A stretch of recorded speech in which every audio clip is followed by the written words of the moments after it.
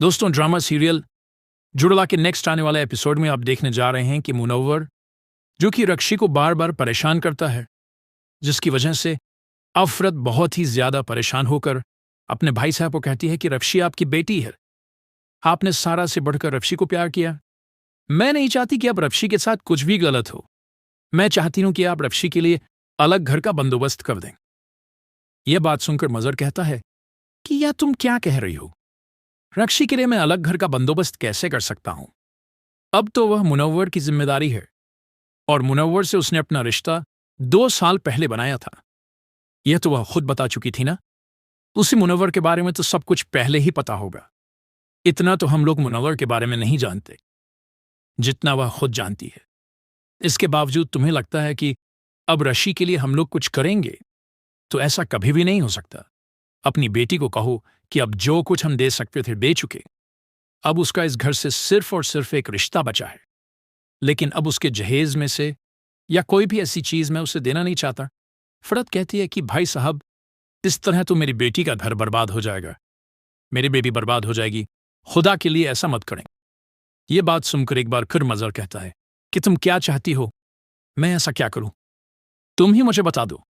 पहले भी मैं तुम्हें बता चुका हूं कि इस घर में अब सारा है, जो कुछ भी है वह सारा का है और सारा मेरी बेटी है। भाई साहब, मैंने अपनी सारी जिंदगी इस घर में गुजार दी और मैंने कभी सोचा भी नहीं था कि आप इस तरह मुझे जायदाद से बेदखल कर देंगे।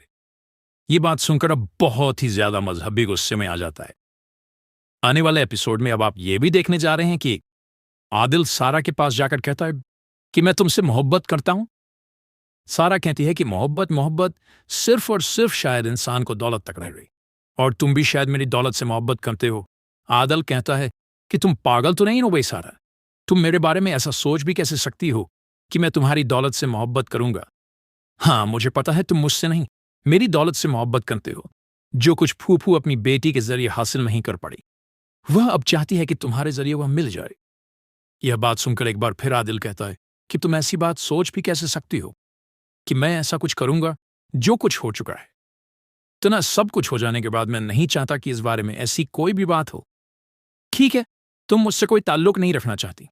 तुम इस रिश्ते को इस तरह दौलत से तोगी, मैंने कभी सोचा भी नहीं था। अब जो कुछ हो चुका है, इतना सब कुछ हो जाने के बाद सारा, मैं कभी भी तुम्हारे सामने नहीं आऊंगा।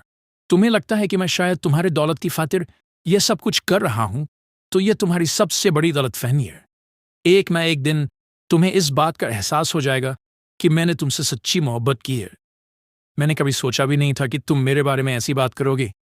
सारा तो खुद चाहती है कि आदिल के बारे में उसे सब कुछ पता चल जाए। अब भी आदिल जिस लड़की से बात कर रहा है वो सारा नहीं, ज़ारा है, और ज़ारा इस घर में वापस आ चुकी है। वापस आने के बाद वो आदिल को समझाती है कि मोहब्बत के लिए इंसान को बहुत बड़ी बड़ी कुर्बानियां देनी पड़ती हैं। और तुम्हें क्या लगता है कि तुम इतनी आसानी से मोहब्बत हासिल कर लोगे?